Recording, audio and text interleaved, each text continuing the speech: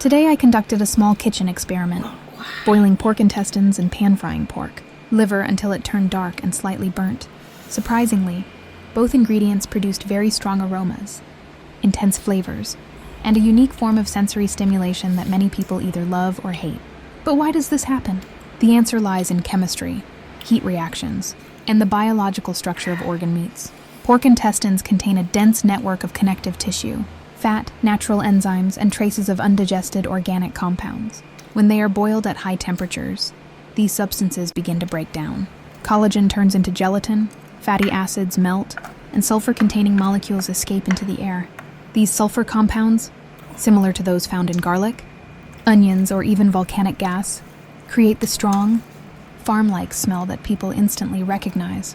While intense, these aromas are also responsible for the savory depth that makes dishes like boiled intestines surprisingly addictive.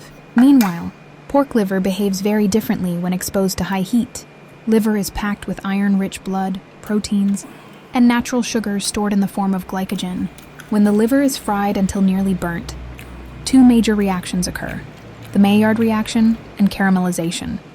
The Maillard reaction happens when amino acids react with reducing sugars under heat, creating hundreds of new flavor molecules. These molecules produce roasted, smoky, nutty, and even bitter notes.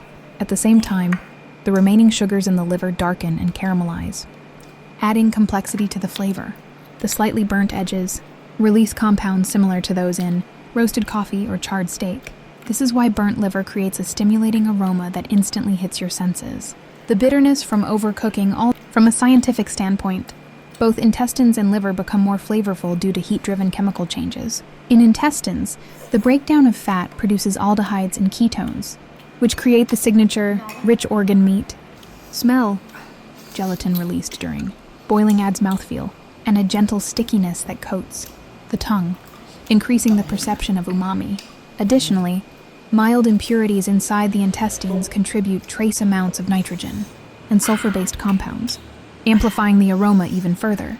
For liver, high heat transforms its proteins into deeply browned crusts. Hemoglobin inside the liver oxidizes, contributing metallic and earthy tones.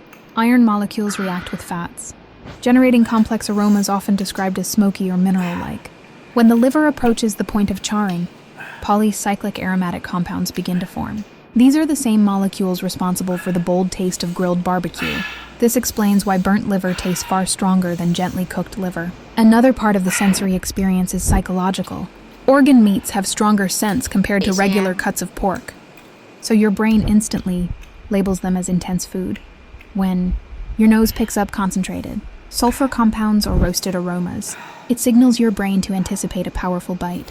This anticipation heightens the stimulating feeling when you finally taste the food. In summary, the combination of collagen breakdown, sulfur release, Maillard browning, sugar caramelization, and iron oxidation all work together to create the dramatic flavors of boiled intestines and burnt pork liver.